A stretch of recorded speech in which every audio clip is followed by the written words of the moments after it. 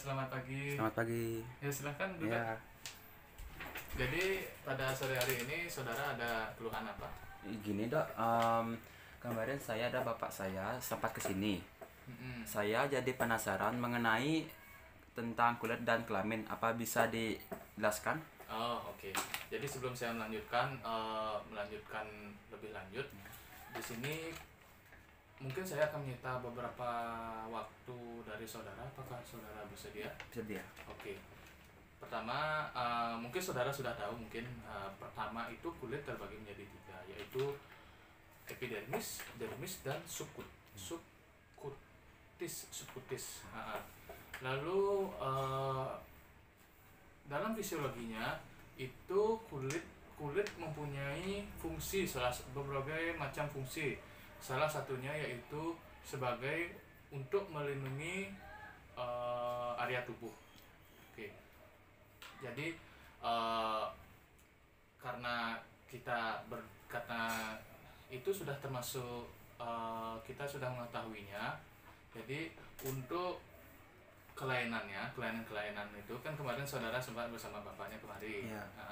Jadi yang pertama itu untuk kelainan kulit secara garis besar dibagi menjadi dua, yaitu primer dan sekunder. Primernya ini di sini terbagi menjadi beberapa bagian. Yang pertama itu ada makula, lalu yang kedua ada papul, yang ketiga ada plak, lalu yang keempat ada urtika, modulus, vesikel, bula, pustul, kista, dan tumor.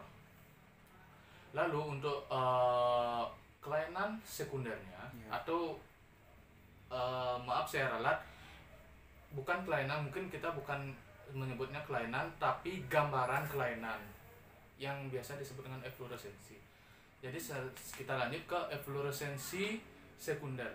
Efloresensi sekunder di sini terbagi menjadi, yaitu ada squama, krusta, erosi, eksoriasi, lalu ulkus, dan cicatrix. Nah, pertama kita lanjut dulu ke primer. Primer di sini yang pertama ada makula. Makula secara teori itu disebut perubahan warna kulit yang berbatas tegas dengan ukuran dan bentuk yang bervariasi tanpa disertai peninggian. Peninggian itu seperti benjolan, di sini seperti benjolan, dan cekungan. Jadi cuma bermerah-merah di sini. Bermerah-merah di sini itu sekitar diameternya itu kurang dari 1 cm. Lalu lanjut ke vesikel. Vesikel di sini yaitu gelembung berisi cairan. Cairannya ini biasanya jernih dia. Dan diameternya ini kurang dari 0,5 cm atau setengah cm lah. Nah, di sini setelah vesikel di definisi yang sama itu ada bula. Bedanya vesikel dengan bula yaitu bula itu berisi cairan jernih, cuma lebih besar ya gitu. Lalu ada pustul. Pustul itu adalah vesikel. Yang tadi yang vesikel pengertiannya itu yang berisi cairan jernih. Nah, untuk pustul di sini adalah vesikel yang berisi nanah. Lalu kita lanjut ke papul. Di sini papul yaitu penonjolan di atas permukaan kulit berdiameter sama dengan kurang dari 0,5 cm dan berisi zat padat. Dan mungkin ini letak perbedaannya dari vesikel, bula, dan pustul begitu. Cuma terletak di apa isi cairannya tersebut. Lalu kita lanjut ke plak. Plak di sini yaitu peninggian di atas permukaan kulit dan permukaannya rata berisi zat padat, biasanya infiltrat. Lalu diameternya 2 cm atau lebih. Jadi bisa kita lihat plak kalau secara garis besar, plak ini pengertiannya berbanding terbalik dengan makula. Bedanya di sini plak ada peninggian. Habis itu setelah plak kita lanjut ke nodul. yaitu masa padat sirkumskip yang diameternya lebih dari 1 cm. Ini disebut nodul. Itu lalu kita lanjut ke squama. Squama di sini yaitu lapisan stratum corneum yang terlepas dari kulit. Jenis squama ini terbagi lagi menjadi yang pertama yaitu Pityriformis. Lalu yang kedua ada Psoriasiformis, Ichthyoformis, cuticular dan lamellar. Lalu krusta.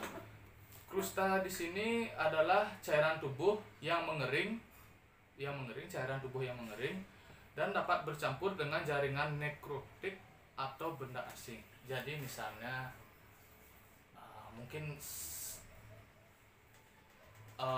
lukanya itu dapat terpapar dengan debu, bisa aja berisi debu, bisa aja berisi air.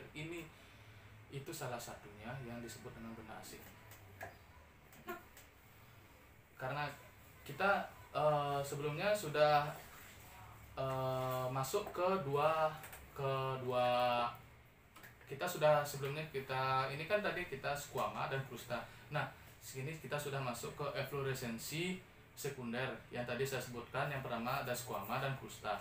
Lalu ada erosi. Nah, erosi di sini itu kelainan kulit yang disebabkan kehilangan jaringan yang tidak melampaui stratum basal. Nah, apa yang dimaksud dengan ekskoriasi dan ulkus ini?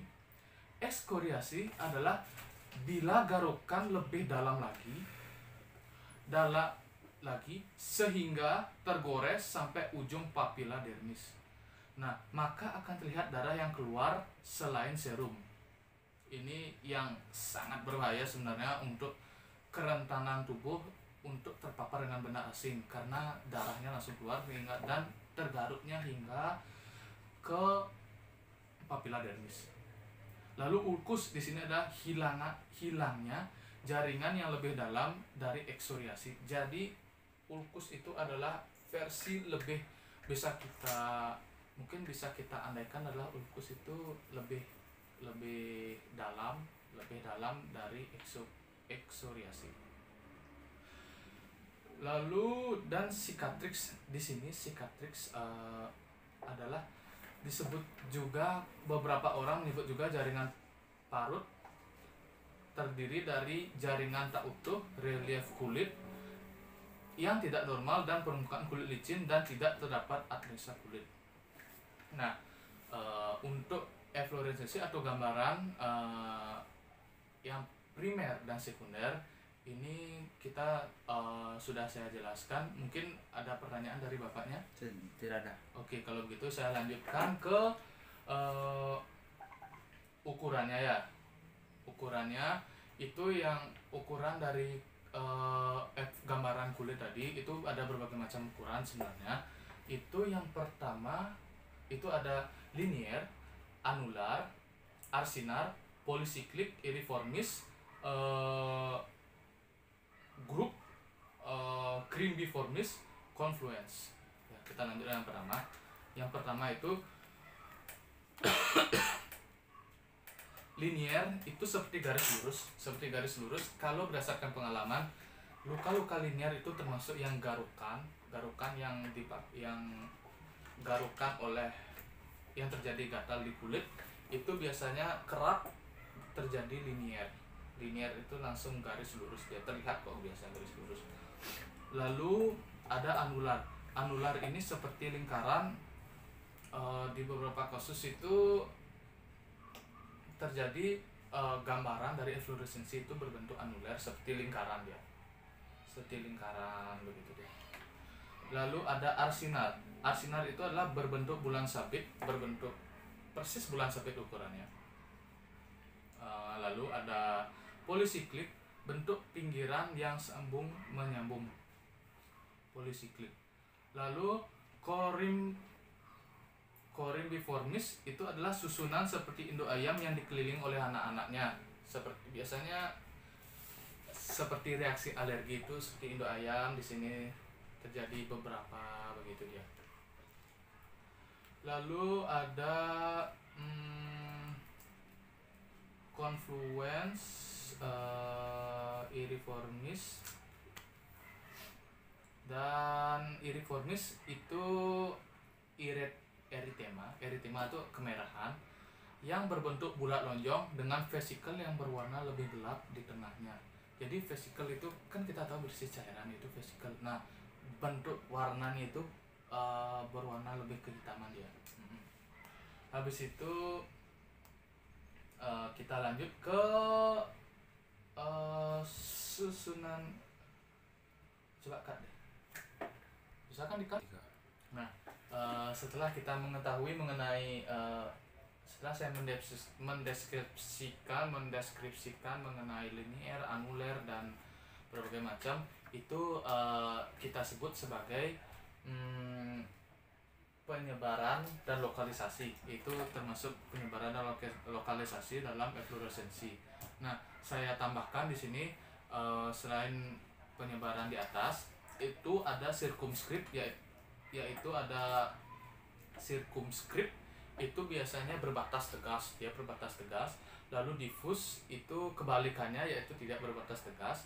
Ada regional, itu mengenai daerah tertentu, misalnya dia cuma gatal-gatal di daerah sini, berarti ini termasuk regional.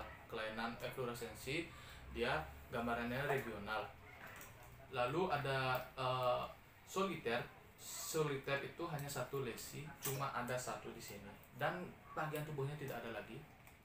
Lalu ada bilateral, itu bilateral mengenai dua sisi tubuh, misalnya sisi kanan dan sisi kiri, itu disebut bilateral. Unilateral mengenai salah satu sisi tubuh, misalnya cuma di sini saja, cuma di bagian kiri saja, salah satu sisi tubuh bagian kiri saja. Nah, terakhir itu ada penyebaran, itu ada susunan kelainan dan bentuk. Itu bentuk di sini itu ada teratur itu teratur yaitu bulat, lonjong, dan lain-lain. Lalu tidak teratur itu bentuknya tidak bisa dideskripsikan.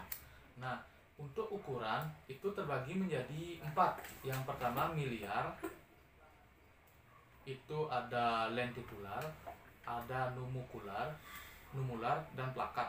Nah, yang pertama itu miliar, itu sebesar kepala jarum pentul. Sebesar jarum pentul itu kan segini. Nah, lesinya itu ukurannya segitu, seukuran jarum pentul. Lalu lentikular itu sebesar biji jagung.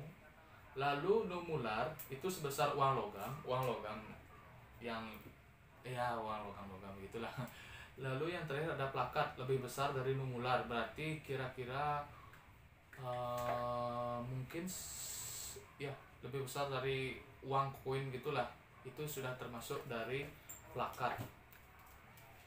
Jadi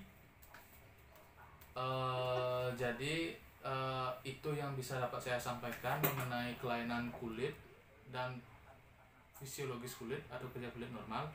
Apakah ada pertanyaan? Tidak, Dok. Kalau begitu saya pamit, Dokter, ya. Oke. Semoga bapaknya lekas sembuh ya. Ya. Terima kasih.